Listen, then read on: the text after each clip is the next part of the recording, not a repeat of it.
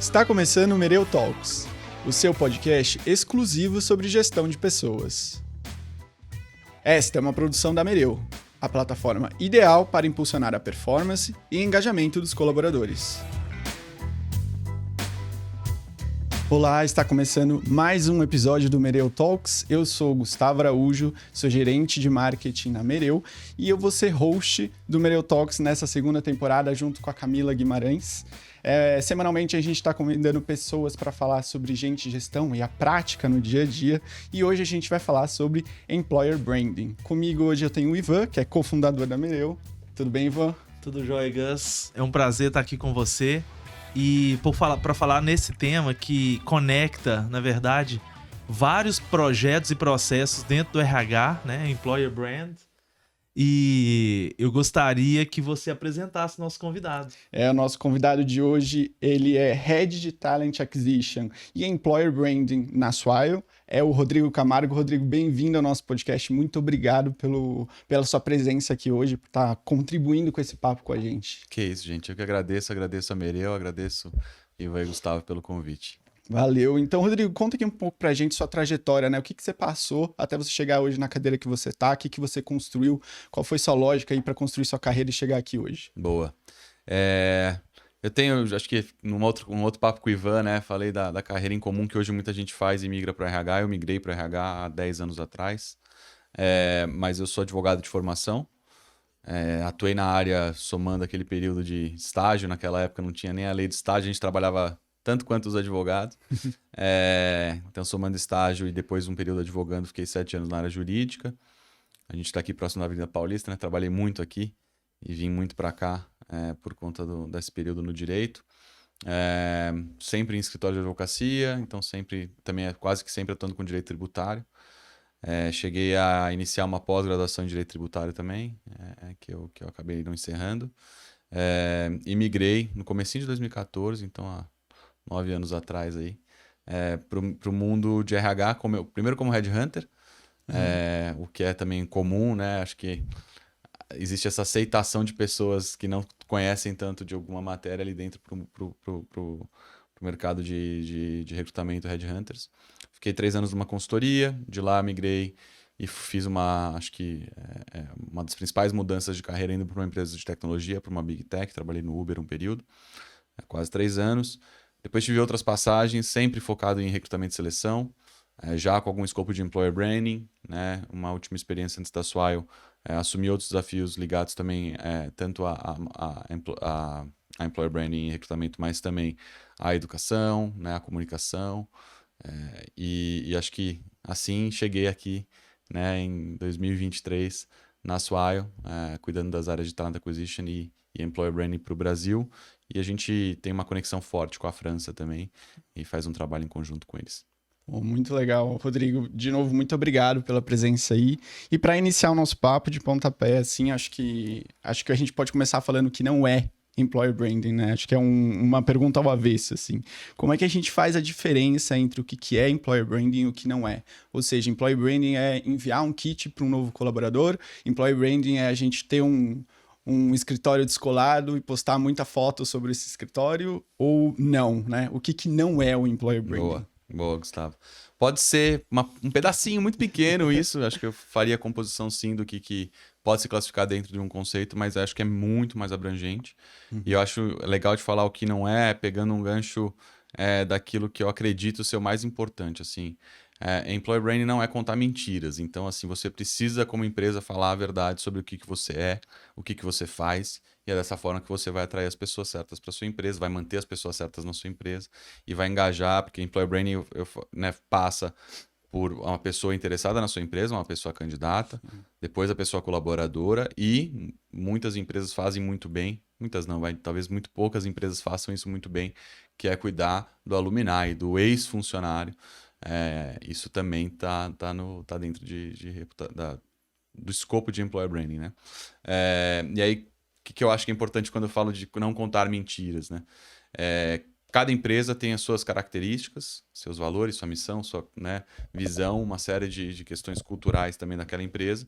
E para o seu Employer Branding dar certo, você precisa realmente falar o que você faz, para trazer as pessoas certas. Então, acho que um exemplo prático, se você for pensar talvez numa área hoje que a gente possa falar isso, não quero aqui de forma alguma, acho que é uma característica mesmo desse mercado financeiro. Se você for pensar, principalmente em algumas empresas específicas, é um mercado mais agressivo, trabalha-se altas horas, o mundo sabe disso. E acho que essas empresas não precisam esconder isso. Assim. Em compensação, o que você vai receber? Provavelmente é um dos mercados, por trabalhar com recrutamento há muito tempo, eu sei, é um dos mercados, ou o mercado com os maiores pacotes salariais, bônus e etc. Então, não tem um outro lugar que você vai ganhar mais dinheiro que não seja no mercado financeiro. A não ser que você seja hoje em dia um influencer, acho que você vai ganhar mais dinheiro ainda. Trabalhe hoje em dia com né, obviamente em outras profissões, mas no mercado tradicional, mercado financeiro. E acho que não existe uma empresa no mercado financeiro que queira contar uma história diferente. Se ela quiser contar uma história diferente, ela não vai estar falando a verdade. Né? Então, assim, é um ambiente onde vai existir alta carga de trabalho, pressão, uma série de coisas. Em compensação, o que você ganha? Talvez, muito provavelmente, muito dinheiro. Talvez 90% do mercado não queira isso. As pessoas hoje em dia, né, ainda mais, acho que o novo, hoje a gente olhando geração Z e uma série de outras gerações já não olham tanto para isso. Mas existe pessoas de todas as gerações, uns 10%, que elas querem isso. Elas não se importam, elas podem trabalhar 12, 14 horas por dia. Elas querem ganhar muito dinheiro num curto espaço de tempo. E tudo bem. Então existem essas empresas para esses dois grupos. E eu acho que é muito importante de employer branding você contar as verdades sobre a sua empresa e você vai atrair as pessoas certas. Senão, você conta uma historinha né, assim, se você se você não for transparente, você vai atrair as pessoas erradas para sua empresa. E aí você vai ter outros problemas, né? As pessoas não vão ficar, um auto turnover e aí não é o ideal, né?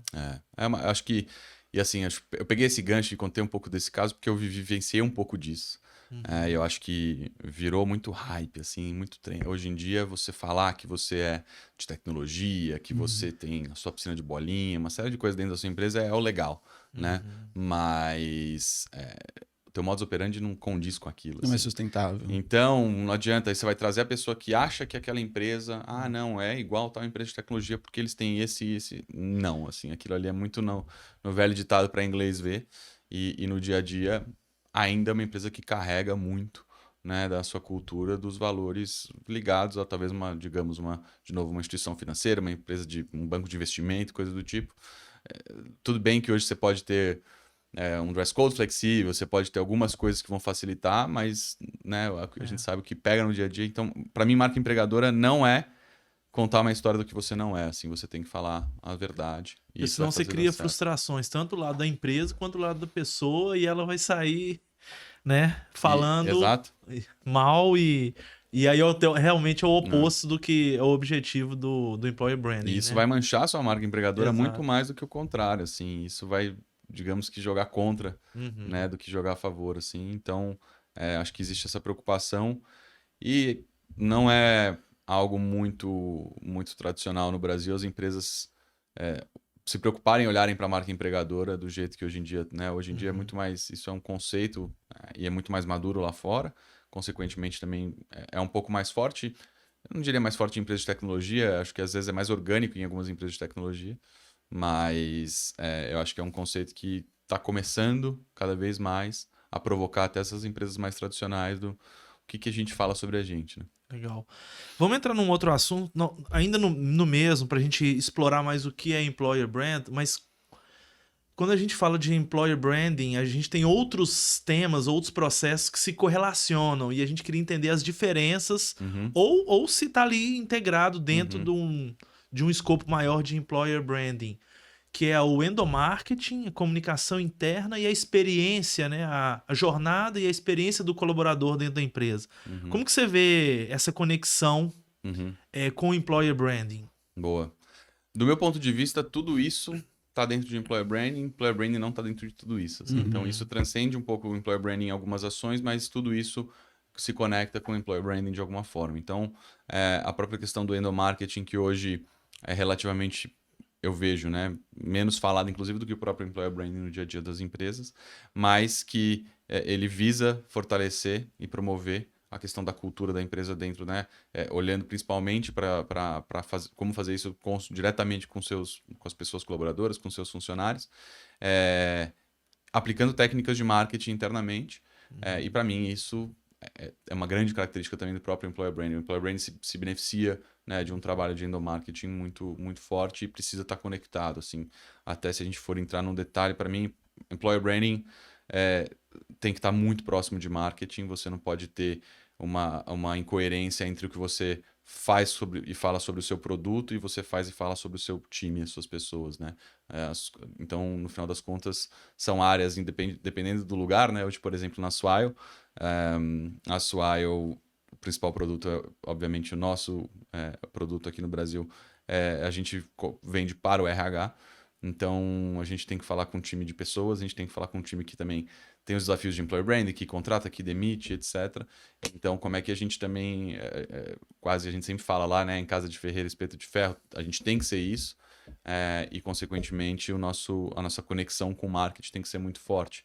Muitas vezes eu estou pensando em fazer uma ação de employer branding, na verdade, aquilo tem um impacto, porque se comunica muito com o nosso cliente final, e o marketing tem que estar envolvido, porque aquilo, na verdade, tem que ter o tom de voz que o marketing impõe sobre o produto, uma série de coisas. Então, existe essa... Muitas vezes parece uma sobreposição, mas acho que tem que ser uma parceria, né, entre essas áreas. Você falou de employee experience. Acho que o employee branding permeia a jornada da pessoa colaboradora, inclusive muito antes dela estar na empresa, né? Então, employee branding é muito... Conceito, no final das contas, no mercado, as pessoas costumam se apegar muito a que o employer branding é focado externamente nas pessoas candidatas. E não é. Para mim, como eu falei, né, passa por todas as pessoas. A pessoa que você quer atrair, né, o seu prospect ali fora. Depois, a pessoa que você conseguiu efetivamente atrair. Então, você tem que olhar para toda aquela jornada da pessoa colaboradora. E, no final das contas, até para as pessoas que saem da sua empresa e aí viram os teus ex-colaboradores, né? Então, quando você pensa em experiência, tudo quando a gente vai falar, acho que mais para frente, de EVP, né, uma série de coisas, assim, se a gente for discutir isso num detalhe mais a fundo, a estrutura de employer branding vai ter que estar junto dos momentos onde ela vai definir o que é ou não é. Por exemplo, a gente tem na Swile um time que olha para a experiência da pessoa, que cuida, né, da experiência de quem está ali dentro. E isso tem que estar conectado com os nossos princípios de employer branding, né? Se a gente olhar o nosso EVP, se a gente olhar uma série de coisas, a gente não consegue se desconectar e falar, putz, a gente está fazendo tal ação de cuidado da pessoa colaboradora, e o que isso tem a ver com o que a gente, né, propaga aqui da nossa marca, da nossa missão, da nossa cultura. Então, tudo isso acaba, eu acho, do meu ponto de vista, não sei se fui claro, mas tudo isso tem uma grande conexão, assim, e ajuda a construir essa imagem de employer branding. Então, não é fácil fazer o trabalho de employer branding, porque muitas vezes tem outras áreas fazendo também um pouquinho do seu trabalho e você tem que estar próximo dessas áreas, né? Sim. E só achei muito legal essa parte que realmente acredito que poucas empresas ainda fazem, né? Que são os ex-colaboradores, né? Como mesmo que a pessoa não se adaptou, não tem o fit cultural, né?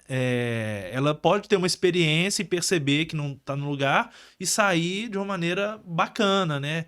Que ela entendeu ali que o que ela gosta ou qual que é o propósito dela está em outro lugar. Então, nem por isso, mesmo com um término de um relacionamento, as coisas podem ser legais. E ela pode recomendar, por exemplo, para uma outra pessoa que ela entende que tem um fit com a empresa, mesmo que ela não tenha tido, né? Exato. Se fala muito do conceito de employee advocacy, né? Do funcionário, da pessoa colaboradora advogar a favor da sua empresa. A mesma coisa tem que ser a pessoa ex-colaboradora, né? Essa pessoa que saiu, ela... E aí, acho que todo mundo aqui pode ter um exemplo prático na vida, né? De empresas onde você saiu.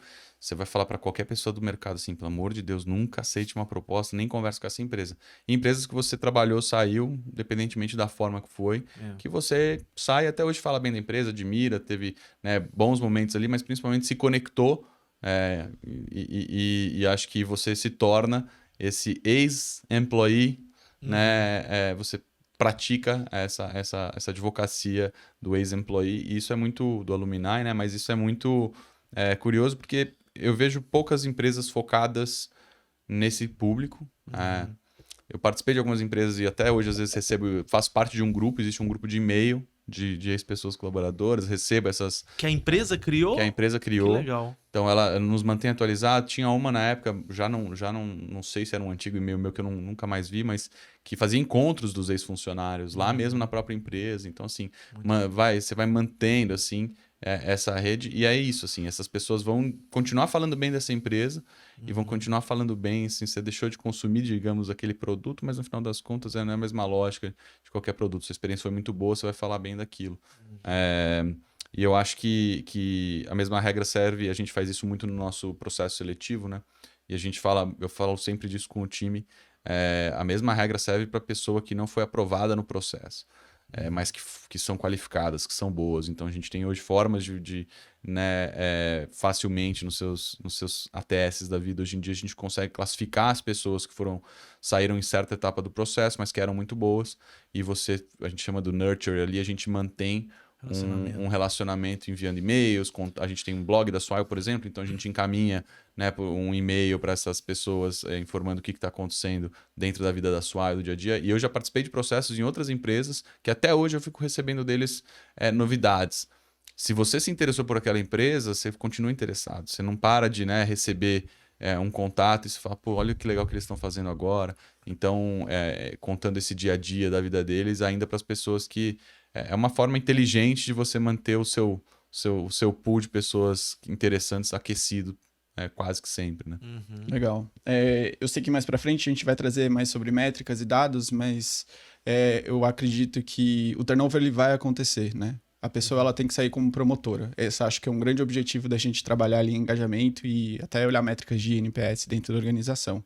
Então, quando a gente está falando de alumni, a gente está falando também de pessoas promotoras que nem o Ivan acabou exemplificando, saem da organização, mas elas saem como promotoras, né? Então, a gente também tem que trabalhar muito isso, tanto dentro da jornada, mas também na hora da saída e justamente com esse acompanhamento depois. Eu acho que isso é essencial.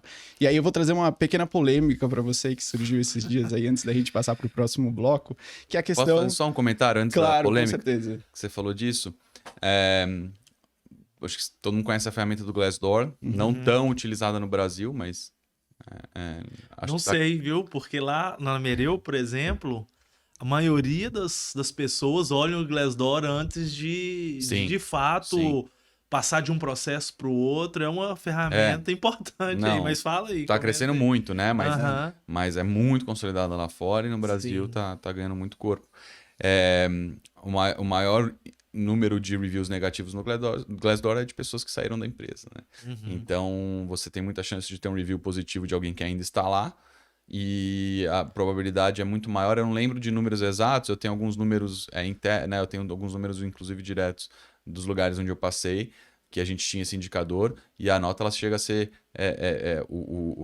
a média, o average score ali, ele é metade do average score das pessoas que ainda estão na empresa. Então, assim, essa percepção, né, se você não cuidar dessa pessoa, desse ex-funcionário, dessa ex-pessoa colaboradora, olha que efeito que ela pode gerar, né? Ela pode...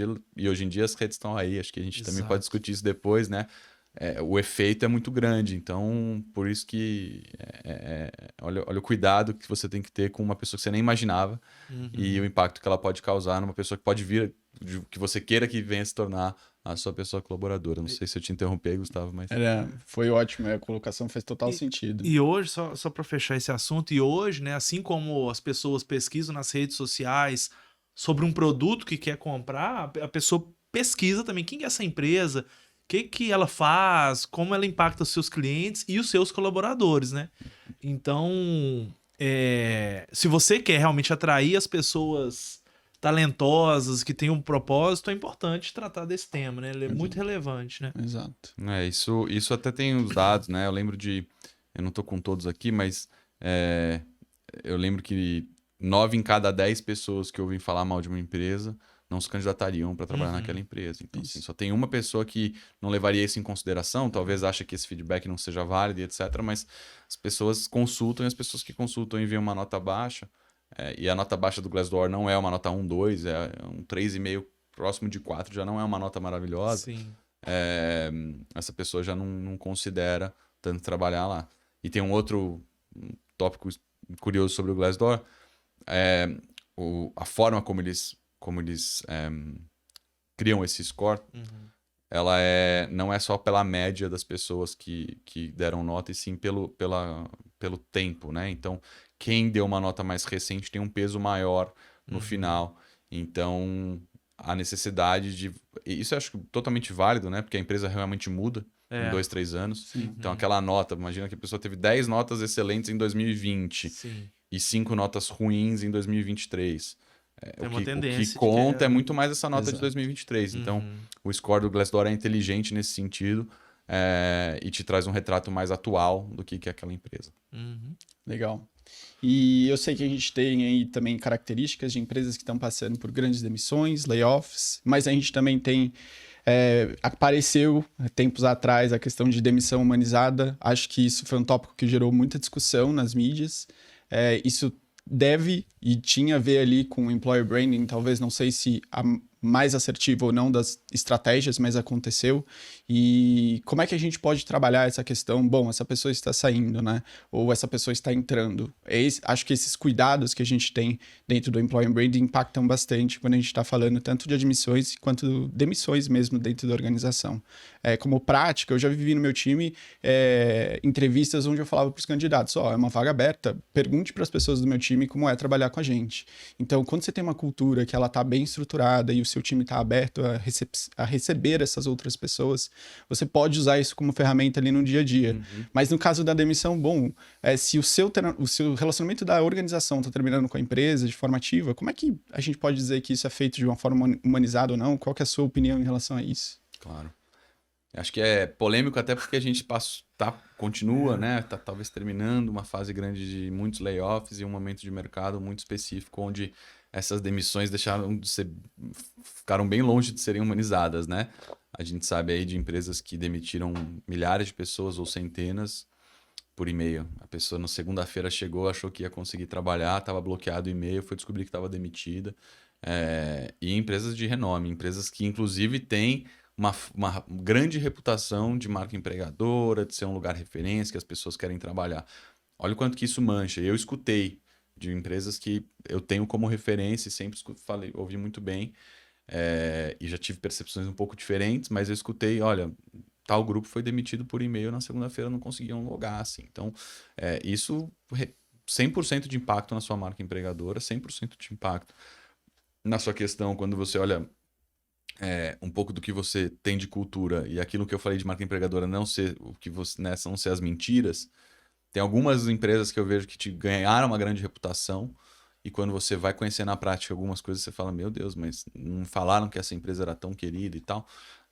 E essa da demissão humanizada é uma delas, né? Eu acho que tem que ter hoje em dia, muito por essa questão, tanto do...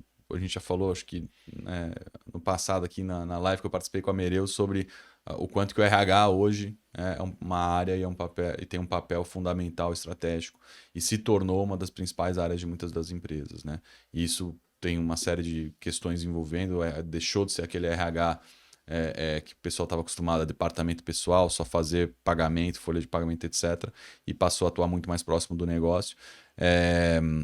E acho que não para entrar no mérito de como isso aconteceu, né? Eu vejo muito um viés de empresas de tecnologia que trouxeram, né, depois de alguns grandes escândalos, esse grande foco, etc. Mas acho que hoje em dia as coisas têm reverberado muito em razão de rede social. É uma forma, você consegue, a gente sabe o quanto que é viral um vídeo falando mal, inclusive ele é muito mais viral do que um vídeo de alguém falando bem sobre alguma coisa, qualquer coisa que seja ela. Então, a demissão humanizada ou a não humanizada vai te colocar muito num alvo de ser uma empresa para ser criticada e que as pessoas não vão querer trabalhar. E eu acho que a humanizada, se você é uma empresa que tem condições e que você...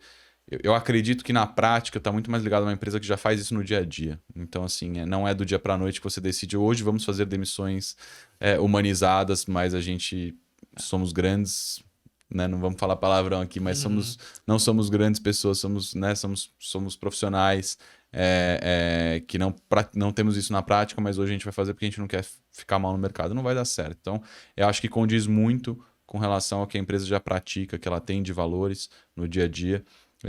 E a gente vê que tem muitas empresas fazendo isso bem, assim, a gente seja estendendo uma questão de auxílio de benefício de assistência médica, de alguns outros benefícios às vezes. Eu vi e conheci muitas empresas que deram, putz, as pessoas estão indo para o mercado, a gente sabe que hoje em dia muitas vezes as pessoas não têm um computador, as pessoas não têm porque elas trabalham só, elas usam para o lado pessoal e profissional o computador do trabalho. Muitas empresas que deixaram o laptop, ó, a gente vai configurar, mas você pode levar o laptop, ele é seu.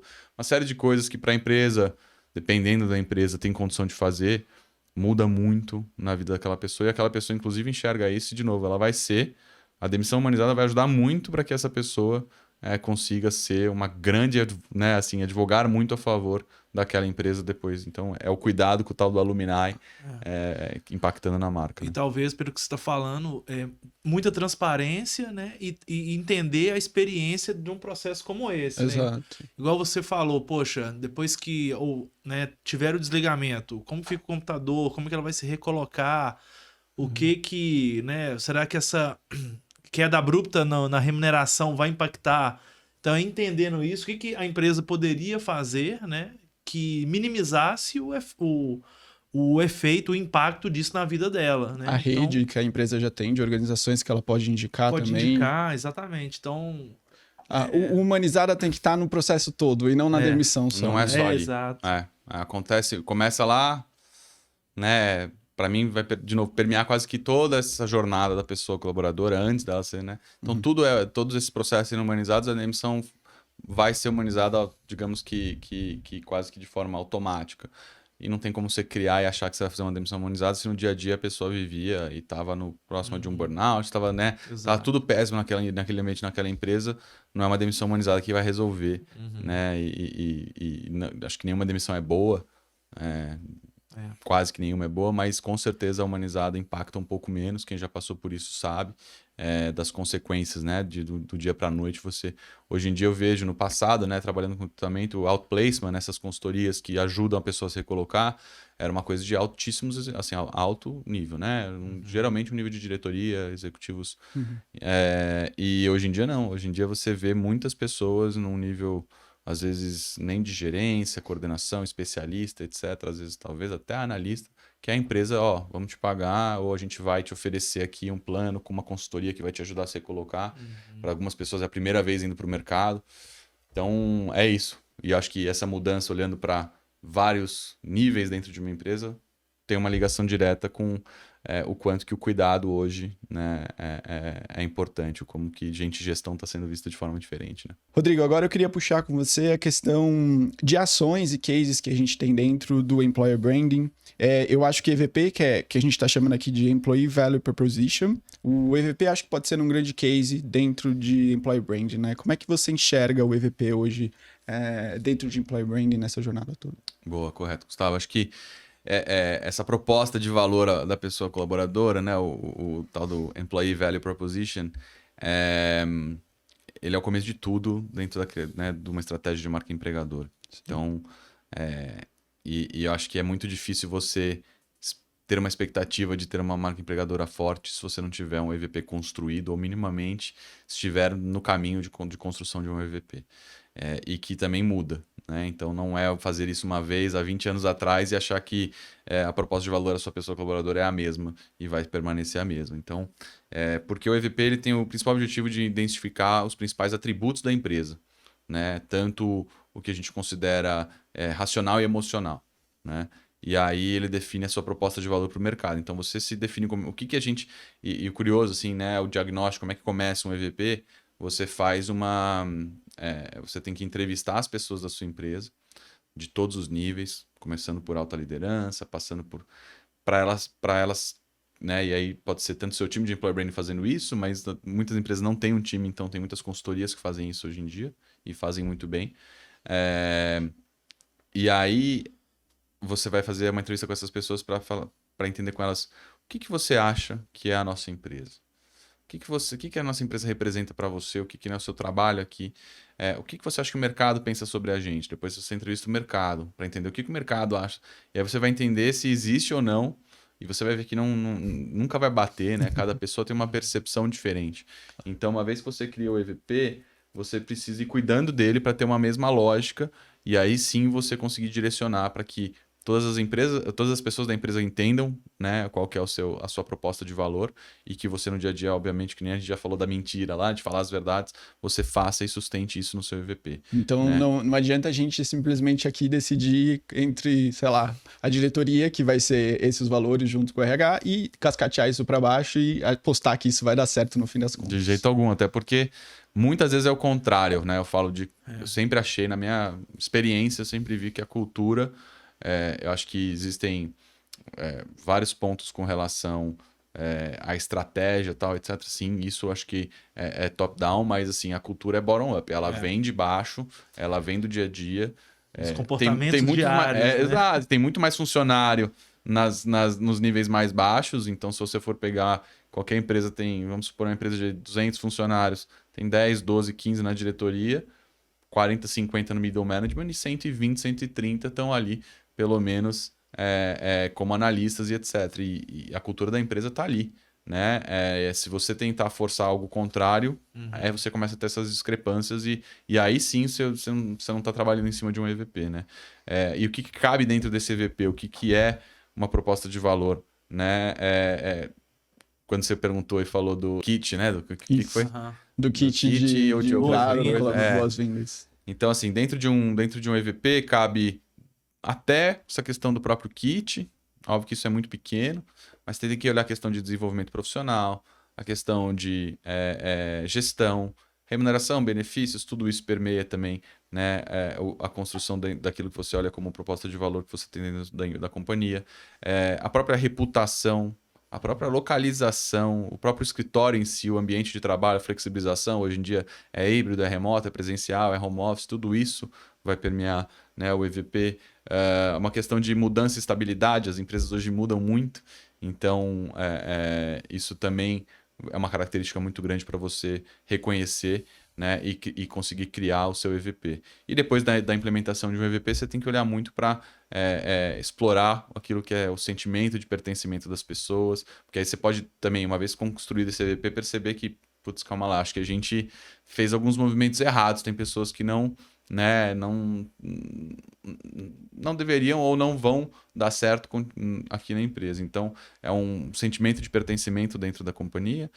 Depois tem uma questão de reconhecimento mesmo de marca, de engajamento, trabalhar um engajamento muito forte, essa visão de longo prazo, performance, retenção. Aí vai passando por tudo aquilo que o RH também quebra a cabeça para conseguir fazer bem, né? É mais do que aqueles bullet points que a gente põe na nossa vaga quando a gente abre. Aqui você encontra. Aí temos os bullet points da organização sobre o que a gente tem. É mais do que isso o EVP, né? É muito mais. Ele tá ali, ele fica presente, é o que a gente quer contar, mas ele é mais do que isso. Ele é tudo, né? Assim, ele é você efetivamente definir qual que é tanto a parte menos tangível, cultural da empresa, coisas que você acontecem no dia a dia no cafezinho, mas também as tangíveis. Então, como é que você avalia uma performance, como é que as pessoas são ou não avaliadas e promovidas dentro da sua companhia. Além de tudo, a questão de salários, a questão de plano de carreira, benefícios, tudo isso faz parte da criação da proposta de valor, né, da pessoa colaboradora. Bacana. O quanto você acha aí, na sua experiência, que os CEOs ou C-Level conhecem desses conceitos e entendem? Exato. Né? Primeiro é conhecer, depois é entender o impacto. E como que você vê o impacto, seja financeiro ou outro impacto dentro da organização, quando a empresa ela tem essa clareza de um EVP? Eu acho que, por experiência, assim, eu acho que tem primeiro, uma falta de conhecimento do mercado do que é tanto marca empregadora quanto EVP. E aí, quando às vezes você chega no C-Level, dependendo do quanto essa pessoa e esse grupo se importa com esses assuntos, ela vai ter um nível de conhecimento ou não. Então, tem muitas empresas, ou talvez se a gente for pensar em alguns setores, onde isso pouco importa. E, consequentemente, então, esse C-Level não está nem aí e nem sabe o obviamente, a cultura, ela tá no dia a dia, né? Mas esse C-Level às vezes não tem noção do que aquela própria empresa está fazendo num foco de marca empregadora, ou, né, e construindo dentro do seu EVP, mas muitas vezes também acho que se tem esse C-level não muito conectado com isso, provavelmente essa empresa também não está fazendo.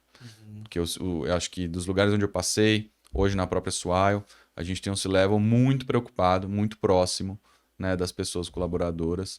Então, esses assuntos são discutidos com eles, né? Esses assuntos são levados para eles e eles também colocam na sua opinião deles como nos ajudam a construir o que a gente tem de marca empregadora hoje dentro da Swile. E eu acho que isso é essencial porque cada vez mais a gestão tem percebido e sabe da importância, né, de você ter as pessoas engajadas, as pessoas entregando. Hoje em dia se fala tanto de performance, uma série de coisas. Então, eu acho que nas empresas onde você não encontra, né, o C-level próximo é porque também isso não está bem desenvolvido, isso está perdido. E existem empresas de décadas de existência onde não tem, nunca tiveram um EVP e talvez não vão continuar não tendo se não tiverem um C-level interessado nesse assunto. Então, a partir do momento que eles têm uma preocupação, né, é uma cultura da empresa e, consequentemente, talvez dos seus valores, é esse cuidado das pessoas e, consequentemente, o cuidado no sentido não só de cuidar, assim, acho que é muito de olhar para a carreira, olhar uma série de coisas. Aí você vai ter a gestão também próxima. Uhum. Que tipo de estratégia você acha que o RH poderia... Vamos supor que o C-Level, às vezes ele tem essa cultura, mas falta mesmo um conhecimento. Que tipo de estratégias o RH poderia, por exemplo, usar para mostrar o valor disso para esse C-Level, para eles começarem a olhar para esses pontos, né? Claro. Hoje, People Analytics é um dos tópicos mais relevantes e um dos assuntos mais discutidos. Em alguns países, é a preocupação número 1 dos RHs. Em alguns países, beirando a preocupação número 1 dos CEOs, né? E aí, dessa maneira, você pode ter tendo um time muito forte de People Analytics, e People Analytics é muito mais do que entender um pouquinho de número, né? Tive a sorte, o privilégio de trabalhar com um time muito próximo no passado de People Analytics, que tinham pessoas ali, matemáticas mesmo, formadas em matemática, que faziam um trabalho denso sobre a avaliação dos números e o impacto daquilo no negócio. Acho que você só vai conseguir trazer essa gestão próxima se você conseguir comprovar por números a importância de se ter um programa de cuidado, um programa para olhar a retenção, mostrar que isso está impactando também nos números. Então, com os desses nossos programas, a gente está conseguindo reduzir a retenção. Reduzir a retenção significa o quê? Ter um time mais presente, né, e, consequentemente, entregando, do que turnover alto, você não consegue ter nem uma continuidade no trabalho das equipes e etc, etc. Então, eu acho que com os dados você vai conseguir trazer o negócio para perto. E é hoje o que também o RH faz muito melhor do que fazia no passado, né? Traz dados, né, concretos para o negócio e mostra, olha, com a diminuição do turnover, a gente também trabalhei em uma empresa onde tinha um altíssimo índice de contratação interna, movimentação interna. 1/3 das pessoas no mundo se movimentavam internamente. Então, assim, a empresa tem uma importância, cuida tão bem, né, e olha tanto para a carreira dessas pessoas que elas se movimentam internamente, elas não procuram sair da empresa, elas procuram sair talvez dos seus times, das suas áreas, mas elas ainda vão se desenvolver lá. Talvez você pegar novos desafios, não que o que ela faz ela não goste, mas ela está sempre buscando outros desafios e a empresa promove isso. Exato. E aí passa pelo upskilling, reskilling, toda essa história, mas assim, no final das contas, a alta liderança só vai olhar com cuidado para isso se os dados comprovarem. A gente sabe que para mim, o principal foco do RH é impactar no negócio, e você só vai impactar se você conseguir comprovar por resultado, por números, que as suas ações, sejam elas de employer branding, de recrutamento, de treinamento, estão gerando algum retorno positivo para a empresa, né? Perfeito. Legal. E dentro dessas métricas, Rodrigo, quais dessas hoje você tem olhado quando a gente está falando de employee branding? SLA de vagas, quantas pessoas se candidataram, quantas de fato estavam ali para a vaga que vocês abriram, diferença entre vagas e áreas? O que vocês têm olhado hoje em relação a métricas especificamente para isso, já que a gente puxou o tópico aqui? Tem várias, tem até a quantidade de pessoas que se candidatam para sua vaga, né? Então, e aí depois, para mim, eu sempre falo para o time, não adianta só as pessoas se candidatarem, a gente precisa ter talvez o lead qualificado, então as pessoas certas se candidatando, na mesma lógica aqui de vendas, assim.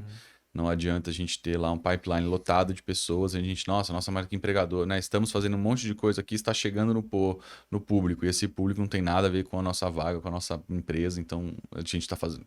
Estamos direcionando para o lado errado. Então, é a qualificação desse talent pool e das pessoas que se candidatam. Número de turnover é super relevante, de novo, porque até employer branding está muito forte dentro de casa. Questão de aceitação de proposta, né? Então, o índice de aceitação de proposta.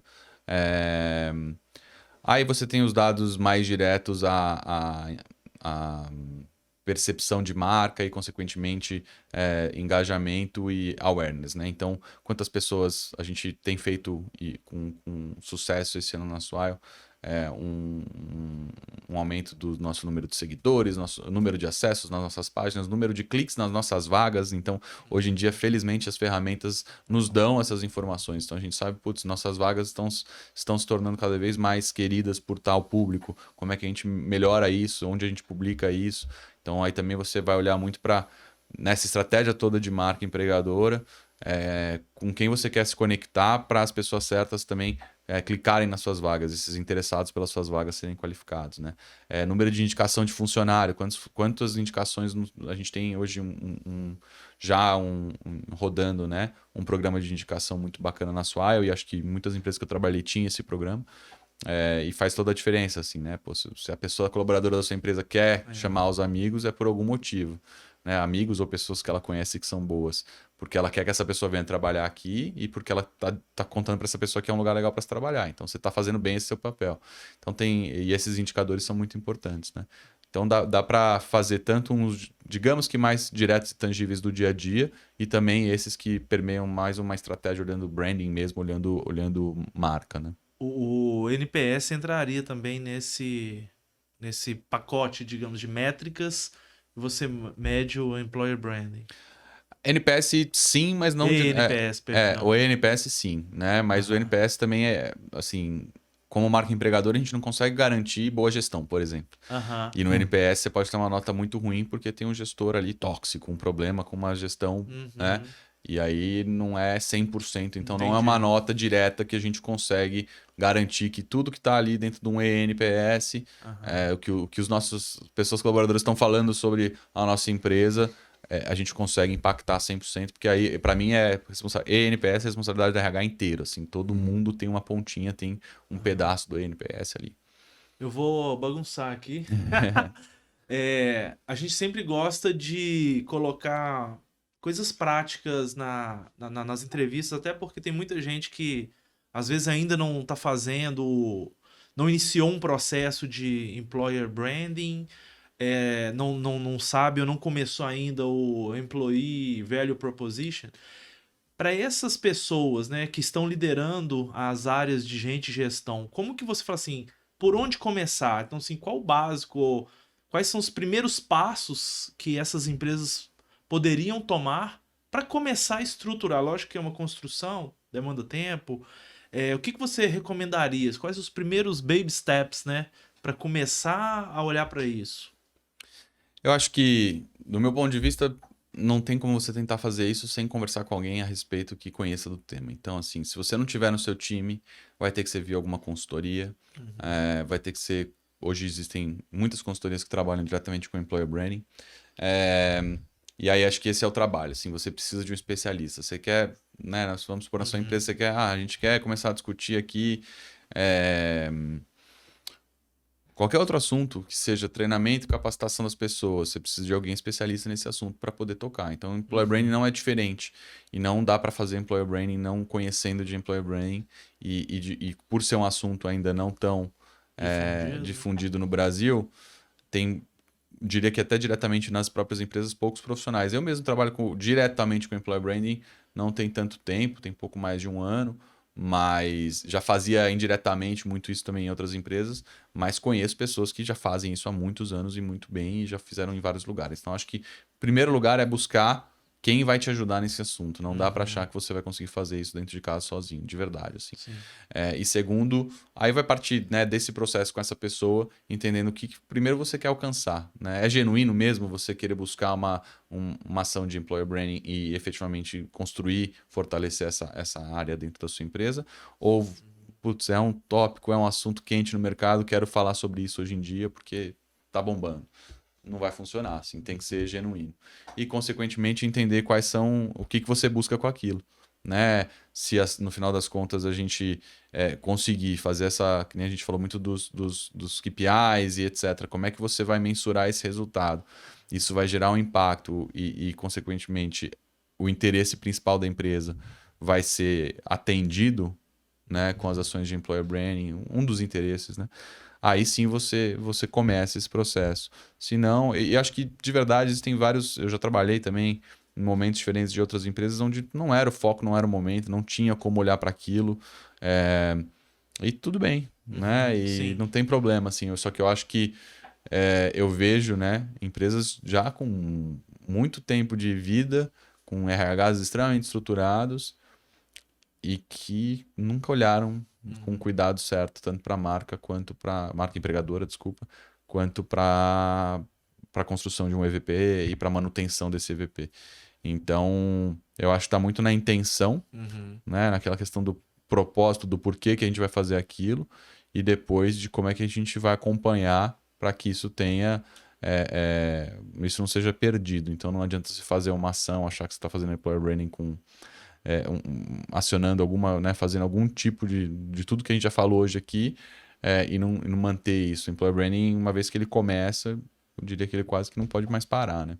Não, uma coisa legal que você falou é essa questão de entender o porquê, né, as métricas. Poxa, qual que é as principais métricas do meu negócio, né? Como as pessoas impactam isso? Como que eu estou performando? E depois ver o que precisa ser feito ali. E talvez o employer branding seja um segundo passo se a empresa estiver muito desestruturada, né?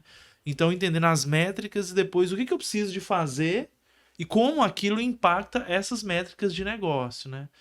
E aí sim, depois buscar o conhecimento, trazer o especialista, né? Exato. E tem muito uma questão de entender, nessa questão que a gente falou muito da necessidade, o que aquilo vai te trazer e se naquele momento, então, por exemplo, quando a gente olha uma empresa que está no mercado, o que era logo no período pré-pandêmico ali em 2019 e 2019 praticamente, um mercado extremamente aquecido no Brasil, né? Empresas investindo, startups nascendo cada dia, cada semana uma startup nova nascendo, empresas crescendo muito.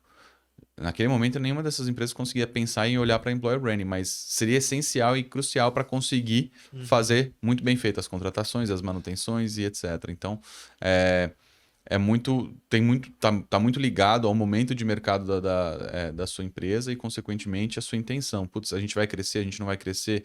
Se a gente não vai necessariamente crescer tanto, por que eu preciso olhar tanto para employer branding? Eu preciso olhar mais para o cuidado interno, tá bom? Então você não vai ativar muito o mercado, não é aquele employer branding focado na pessoa candidata, é focado na pessoa colaboradora, mas você faz também.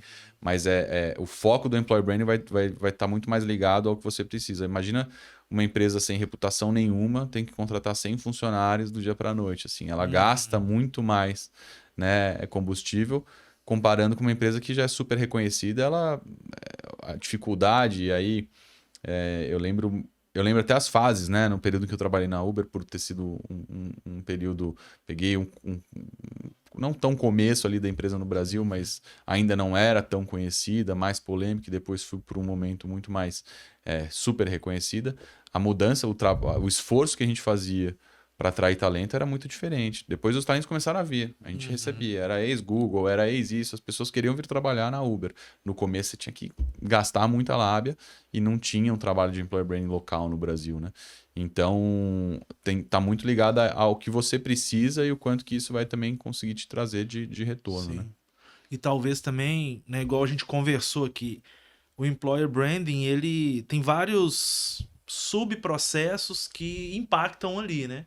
Então talvez você tá, por exemplo, só de cuidar da experiência, você já está impactando de alguma forma o o Employer Branding, pelo menos um pedaço dele. Depois você pode fazer as outras estratégias que complementam isso. Exato, exato. Sim. Acho que para finalizar, Rodrigo, para trazer uma visão mais prática, a gente tem aqui um levantamento da CIA de talentos, 47% das pessoas jovens acabam olhando as mídias sociais das organizações para poder se aplicar para uma vaga e entender, querer entrar ou não numa organização. Eu tendo a entender que as empresas começam talvez pelas mídias sociais e o que você contou hoje pra gente não, tem muita coisa para rolar antes da gente ir de fato para uma mídia social falar sobre o employer branding. Mas ela existe, né? Ela tá dentro desse processo, dentro dessa esteira. Como é que você utiliza hoje, ou você já utilizou, ou você vê esse papel hoje das redes sociais para employer branding especificamente? Assim, a gente sabe hoje o canal de comunicação, ainda mais dependendo da geração que a gente for falar, de forma alguma ela assiste um TV aberta e coisa do tipo, o foco é o YouTube, é a rede social, é o que quer que seja. Então, muitas das campanhas, tanto de marca e aí, obviamente, consequentemente, de marca empregadora, elas vão para as redes sociais. Eu acho que é uma forma muito interessante de você conseguir aumentar engajamento, ampliar o alcance. Então, você pensar em... hoje em dia a gente faz contratações remotas, né? Como é que você vai ficar sabendo de uma empresa que ela tem um escritório só ali em São Paulo e só contratava ali em São Paulo e agora ela quer começar a contratar em outros lugares do Brasil, né? Se você não difundir isso, e provavelmente vai ser online, né? Fazendo isso por qualquer caminho, mas muito provavelmente pode ser por rede social e você consegue hoje em dia já conversei com algumas empresas que existe, né? Você fazer aquela propaganda especificamente só para um mercado, ou só para um público, ou só para uma região, até pelo CEP, pelo ID da máquina e CEP, etc. Então, se às vezes você quer focar num público específico, talvez, vamos supor aqui, a gente sabe de alguma região ou de alguma proximidade com uma faculdade, qualquer coisa do tipo, você quer falar muito da sua marca ali, você pode usar as redes sociais para isso. A questão até de influencers, hoje em dia é um caminho, né? Já nos Estados Unidos tem influencers que ganham dinheiro com isso, falando de uma vaga numa empresa. Então, muitas vezes a gente usa na Swile influencers para a marca e para a marca empregadora, né? E são influencers que a gente quer que se conecte com o público que a gente quer atrair. Então, e hoje em dia existem influencers de negócio, né? A gente sabe, a gente tem hoje em dia uma pessoa que é referência em produto no mercado, a referência em tecnologia. Esse cara era o guru de tech de tal empresa e tal. Essa pessoa, ela pode muitas vezes ser uma porta-voz da sua marca e falar sobre o seu produto e, consequentemente, uma vez que surgir uma vaga, as pessoas que já seguem aquela pessoa vão falar, pô, nossa, eu lembro que o Ivan lá, que é influência de tal assunto, falou sobre a Mereu, quero, né? Ou, obviamente você trabalha na Mereu, mas falou sobre a Swile e coisas do tipo. Então, é um outro caminho. Reputação, a gente sabe que comunicação, assim, quando a gente pensa em rede social, ela tem uma questão de olhar muito para a reputação da sua marca e como isso é visto para o mercado. Então, também chegaria nesse ponto. E dados mesmo, né? É por esse caminho que você consegue também, muitas vezes, entender se você está atingindo o seu público-alvo ou não. E, felizmente, essas ferramentas, elas são... umas coisas que elas mais fornecem são dados, né? Então, você consegue, através desse tipo de ação, coletar muito dado que vai te ajudar a saber se você também, inclusive, está fazendo o caminho, está indo pelo caminho certo ou não de propagação sobre a sua marca, né? Tá certo. Ivan, quer puxar mais alguma pergunta antes da gente finalizar? Rodrigo, igual eu falei anteriormente, a gente gosta de coisas práticas para quem está lá acompanhando poder tentar implementar isso daí. Então, sobre o EVP, né?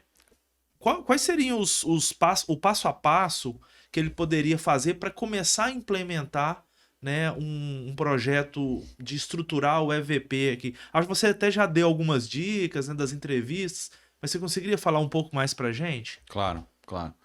É uma coisa curiosa, assim, acho que a gente até citou, né, do contexto de EVP, a comunicação. Então, quando você começa essa história de construção do EVP, primeiro, antes de tudo, você tem que comunicar, cascateando, mas primeiro a alta liderança explicando o que vai ser feito ali. Marca empregadora, nosso time de marca empregadora, nosso time do RH está querendo construir um EVP.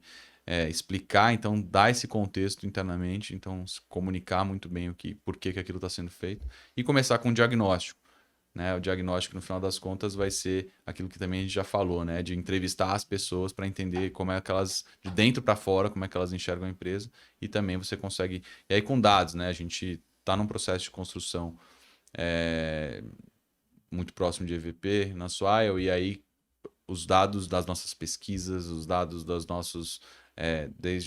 do Pulse que a gente faz, né? Pesquisa de clima, uma série de dados, eles são importantes para essa construção do EVP, porque ali eles vão entender as nuances dessa empresa com relação a como ela enxerga as suas pessoas colaboradoras. Definição, então, dos seus atributos de marca empregadora, então você define efetivamente, né, quais são os atributos que você quer trabalhar. Dentro desses atributos, você começa, então, a se posicionar e cria um conceito e faz o conceito criativo para dali começar a mostrar para as pessoas porque muitas vezes é curioso, mas as pessoas da empresa não, principalmente quem tem menos tempo de empresa e etc, pode estar mal informada sobre o que é, né, o foco, missão, valores e visão dessa empresa. E aí você cria as personas, né? Define quem que é o tipo de perfil que a gente quer contratar, que a gente quer manter. Depois você olha para dentro de casa. Putz, será que a gente fez esse trabalho bem no passado? Será que a gente tem essas pessoas? Será que a gente precisa buscar? E aí você começa, vai efetivamente para o plano de ação e depois disso você tem que, obviamente, acompanhar as métricas muito bem. Então, acho que esse é um caminho, né? Não diria tão facilmente um passo a passo. De novo, acho que tem o papel de alguma pessoa profissional do assunto sempre acompanhando, não é um tema simples de você construir e toma tempo, é um processo de pelo menos 6 meses, 1 ano, dependendo do tamanho da empresa. Imagina, a gente fala às vezes de empresas com 100 mil funcionários que vão revisar o EVP, construir um EVP. Essa empresa vai ter um plano de 1 a 2 anos para conseguir colocar tudo no papel, mas eu diria que mais ou menos por esse caminho você tem um roteiro, né? E muito focado naquilo que a gente falou, né? Você tem que falar as verdades para atrair quem você você tem que falar de você para no final das contas você contratar e manter por quem você é e não por quem você quer ser como empresa. Legal, muito bacana. Rodrigo, eu queria agradecer sua presença aqui com a gente. Foi um papo super esclarecedor sobre o Employer Branding. Muito obrigado pelo seu tempo. Queria aproveitar também e deixar um espaço para você contar para o pessoal suas mídias, como é que faz para te achar. Boa. E também fica à vontade aí para fazer qualquer convite pro pessoal também. Não, eu que agradeço, Gustavo, Ivan, Mereu. Não sou uma pessoa de rede social, então eu só me encontro no LinkedIn, Rodrigo Camargo mesmo. Tem alguns, então se colocar, acho que algumas das empresas que eu citei, a própria Swile ou Uber vai encontrar. E eu não tenho nenhuma, hoje não mantenho, já tem um tempo que eu não tenho Instagram, não tenho Facebook, não trabalho ainda com as outras mídias e precisa, assim, para o trabalho às vezes eu faço isso, eu baixo, acesso, vejo o que está acontecendo e deleto, não gosto de manter no celular. E aí diretamente também, se tiver qualquer interesse, pode entrar em contato via LinkedIn que eu respondo e aí passo meus contatos pessoais. Bacana. Ivan, eu queria agradecer também a sua presença aqui com a gente nesse bate-papo e deixar o convite para o pessoal, quem quiser achar a Mereu nas nossas mídias sociais, Mereu Brasil, e lá a gente vai postar tantas atualizações aqui do podcast, como também outros assuntos relevantes em gente gestão, então segue a gente e até o próximo Mereu Talks. Valeu, Ivan. Obrigado, Gus, obrigado, Rodrigo. Pessoal, tem vários materiais na Mereu que você vai achar o Rodrigo, tem muito conteúdo lá, então pode ir lá nos seguir também, e foi um prazer. Eu particularmente aprendi bastante, era um tema que eu conhecia pouco e conheço pouco ainda, mas já consegui abrir bastante a minha mente mesmo, né? Legal. Acho que deu uma visão muito legal e como isso se conecta com vários outros temas importantes também no RH. Então, obrigado, Rodrigo. Obrigado, Gus. Obrigado a quem está nos acompanhando e até a próxima. Até o próximo Mereu Talks.